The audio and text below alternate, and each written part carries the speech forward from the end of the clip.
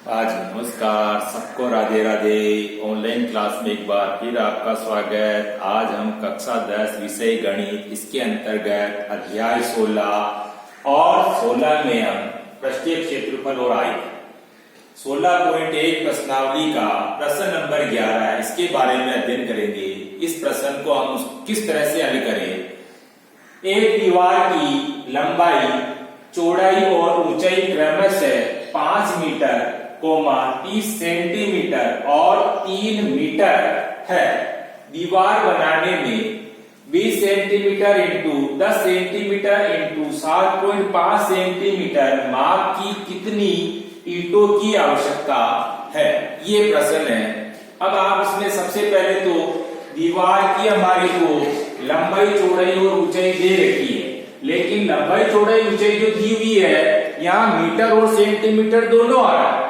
यानी लंबाई 5 मीटर है, चौड़ाई 30 सेंटीमीटर है और ऊंचाई 3 मीटर आ रही है। यानी मीटर भी आ रहा है और सेंटीमीटर भी आ रहा है। तो हमारे को सबसे पहले एक बात ध्यान में रखनी है कि इकाइयों को एक जैसी करना। या तो सारी की सारी भुजाओं को मीटर में बदल देते हैं या फिर सारी की सारी इकाइयों को हम सेंटीमीटर में बदल देते हैं। ठीक है। दूसरा, दीवार को बनाने में जो ईंट की माप हमको दी हुई है, जिसमें लंबाई, चौड़ाई और ऊंचाई दी हुई है, ये सारी की सारी सेंटीमीटर में दे रखी है। इसीलिए हम क्या है कि इन इकाइयों को सारी की सारी को क्या करते हैं, चाहे दीवार की है चाहे ईंट की है, हम सेंटीमीटर में बदल देते हैं। तो जो मीटर में दे रखी है, इस मीटर को हम क्या करेंगे, सेंटीमीटर में बदल देते हैं। जैसे दीवार की लंबाई 5 मीटर है। अब हमारे को ध्यान में कि 1 मीटर बराबर कितना होता है, 100 सेंटीमीटर होता है। तो 5 मीटर बराबर कितना हो जाएगा, 500 सेंटीमीटर हो जाएगा। तो दीवार की जो लंबाई थी, इसको सेंटीमीटर में बदलने पर 500 सेंटीमीटर हो गया। इसी तरह से जो इसकी ऊंचाई है, ऊंचाई 3 मीटर दे रखी है, इसको भी हम मीटर को सेंटीमीटर में बदल रहे हैं। तो 1 मीटर बराबर 100 सेंटीमीटर, तो 3 मीटर बराबर कितना हो जाएगा, 300 सेंटीमीटर। तो इस तरह से हम दीवार की जो लंबाई है और एक ऊंचाई है जो मीटर में दे रखी थी, इसको हमने किसमें बदल दिया, सबसे पहले सेंटीमीटर में बदल दिया। क्योंकि सेंटीमीटर सबसे ज्यादा है, यानी कि यहाँ पर इसकी दीवार की जो चौड़ाई है वो भी हमारे को सेंटीमीटर में दे रखी है, और दीवार को बनाने के लिए जो ईंट की माप दी हुई है वो भी सारी की सारी सेंटीमीटर में ही दी हुई है। इसीलिए हम क्या करते हैं कि सारी की सारी जो इकाइयां हैं वो सारी की सारी इकाइयां, चाहे दीवार की हो चाहे ईंट की हो, उनको हम क्या करते हैं, एक जैसी इकाई में बदल देते हैं। इसको हमने क्या किया, मीटर में दी, जिनको हमने सेंटीमीटर में बदल दिया। अब दूसरा ये है कि जो दीवार बना रहे हैं, उस दीवार में ईंट लगा रहे हैं, तो ईंट की संख्या हमारे को पूछिए। तो ऐसे प्रश्नों में हमारे को ध्यान में रखना है कि ईंट की संख्या बराबर, यानी ईंट की संख्या बराबर क्या हो जाएगा, एक दीवार का आयतन, उसमें हम क्या करेंगे, एक ईंट का आयतन का भाग लगा देंगे। ठीक है। दीवार एक है, तो एक दीवार को बनाने में कितनी ईंटों की आवश्यकता है, तो हम क्या करेंगे, दीवार के आयतन में एक ईंट के आयतन का भाग लगा देंगे। अब दीवार का जो आकार है वो आकार कैसा है, घनाभ के रूप में। हमारे को 3 भुजाएं, लंबाई, चौड़ाई और ऊंचाई तीनों दी हुई है। इसका मतलब उसका जो आकार होगा वो कैसा है, घनाभ के रूप में। ऐसे ईंट है, ईंट की भी हमारे को लंबाई, चौड़ाई और ऊंचाई दी हुई है, तो ईंट भी कैसी है, घनाभ के रूप में ही है। तो घनाभ का आयतन, यानी दीवार का जो आयतन निकालेंगे हम, तो उसमें सूत्र जो लगाएंगे, यानी घनाभ का आयतन वाला सूत्र लगाएंगे। तो घनाभ का आयतन बराबर क्या होता है, लंबाई इंटू चौड़ाई इंटू ऊंचाई।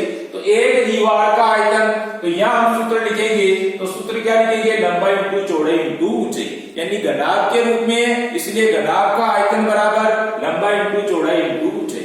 इसी तरह से ईंट, अब एक ईंट है, लेकिन ईंट भी कैसी है हमारे पास में, घनाभ के रूप में है, इसलिए घनाभ का आयतन का सूत्र यहाँ लगाएंगे।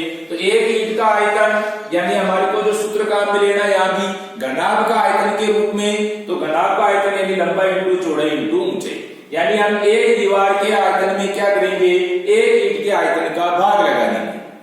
अब सूत्र हमारे को ध्यान में आ गया, तो सूत्र हमने लिख ही दिया, लंबाई इंटू चौड़ाई इंटू ऊंचाई, बटे में भी वापस लंबाई इंटू चौड़ाई इंटू ऊंचाई।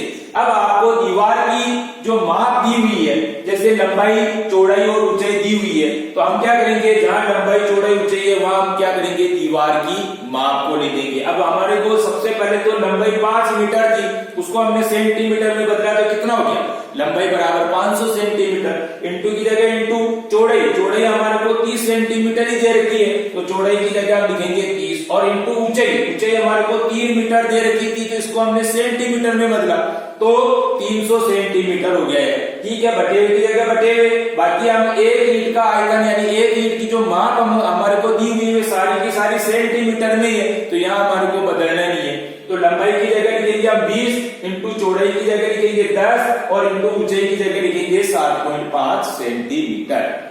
ठीक है, माप लिखने के बाद में यहाँ क्या हमारे दशमलव में मान आ रहा है, यानी जो एक ईंट है एक ईंट का जो हम माप देख रहे हैं ऊंचाई, ऊंचाई बराबर हमारे पास में 7.5, इसमें पॉइंट को हटा देते हैं तो पॉइंट को हटाने पर ये हम क्या करेंगे ऊपर की तरफ एक जीरो और लगा देंगे। ठीक है, अब एक जीरो लगाने के बाद में जीरो से 2 जीरो है तो नीचे के 2 जीरो से हमने ऊपर के 2 जीरो को काट दिया। ठीक है, फिर 5 एकम 5, 5 से 75 को काटा कितनी बार कट गया, ये 15 बार कट गया। फिर 15 एकम 15, 15 को 30 से काटा तो 15 दूनी 30, 2 बार कट गया। फिर ये 2 से हम ये 2 काट दिया। तो इस तरह से काटने के बाद हमारे पास में क्या बचा, ऊपर तो 3000 बच रहा है और नीचे की तरफ देख रहे हैं तो नीचे की तरफ हमारे पास में 1 बच रहा है केवल, यानी 3000 को हम 1 से गुना ऊपर वाली संख्या से गुना करें, यहाँ भी 1 बच रहा है यहाँ भी 1 बच रहा है ऊपर की तरफ तो 3000 एकम तो 3001 हो गया। और बटे हुए में हमारे पास में क्या बच रहा है, 1 इंटू 1 इंटू 1 तो इंटू गुना करेंगे तो भी 1। अब 1 का भाग अगर हम 3000 में लगाएंगे तो भी हमारे पास कितना आएगा, 3000।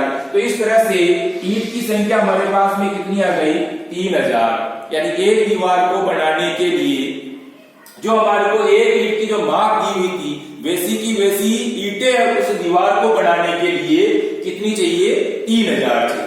ठीक है, तो इस तरह के प्रश्न में हमारे को ध्यान में रखना है, दीवार बना रहे हैं और दीवार बनाने दीवार की माप हमारे को दी हुई और एक ईंट की माप भी हमारे को दी हुई, तो ऐसे प्रश्नों में जब अगर ईंटों की संख्या पूछते हैं तो हमारे को ध्यान में रखना कि ईंट की संख्या बराबर एक दीवार का आयतन बटे हुए एक ईंट का आयतन, यानी दीवार के आयतन में हम क्या करेंगे, एक ईंट के आयतन का भाग लगा देंगे। दूसरा हमारे को ध्यान में रखना कि दीवार है, दीवार भी घनाभ के रूप में है और इसी तरह से ईंट है, ईंट भी वो घनाभ के रूप में, तो घनाभ के आयतन वाला सूत्र हमारे को यहाँ पर काम मिलेंगे। ठीक है, अब आप SW के अंदर भी क्या करेंगे, इसी प्रश्न का वापस हल करेंगे, दोहरान करेंगे। लेकिन इसके पहले हमारे को क्या करना है, ये जो वीडियो है इस वीडियो को अच्छी तरीके से देखना, इस प्रश्न को अच्छी तरह से देखने के बाद में इस प्रश्न को वापस SW की कॉपी में बिना देखे हल करने की कोशिश करें। ठीक है, वीडियो बराबर देखते रहना है और SW की कॉपी में जो भी SW दिया जाता है उसको भी हमको बराबर हल करते हैं। ठीक है, धन्यवाद, राधे राधे, जय श्री कृष्णा।